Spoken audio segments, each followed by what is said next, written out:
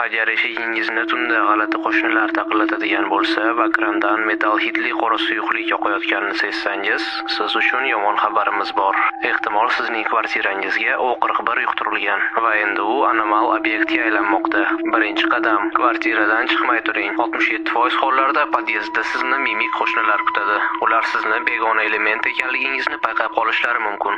Ikkinchi qadam: barcha xonalarni tekshiring. Qo'shimcha eshiklar yoki deformatsiyalangan mebellar bor yo'qligini aniqlang. O'zgarishlar kuzatilmagan xonada qoling. Uchinchi qadam: oziq-ovqatni o'sha xonaga olib kiring va tashqariga chiqishni minimal darajagacha cheklang. Hatto tashqaridan kimningdir qadam tovushlari yoki ovozlarini eshitsangiz ham. To'rtinchi qadam: do'stlaringiz yoki yaqinlaringizga qo'ng'iroq qilib ko'ring. Agar signal o'tsa, demak siz to'g'ri xonadasiz va hanuz tashqi dunyo bilan aloqa uzilmagan. Beshinchi qadam: derazaga nima bilan bo'lmasin so'roq belgisini chizing va favqulodda vaziyatlar raqamiga qo'ng'iroq qiling. Ularga gazchilar bilan zudlik bilan uchrashishingiz kerakligini ayting. Uyingizning raqami va qavatini qoldiring. Xotirjamlikni saqlang va mutaxassislar kelishini kuting. Omad!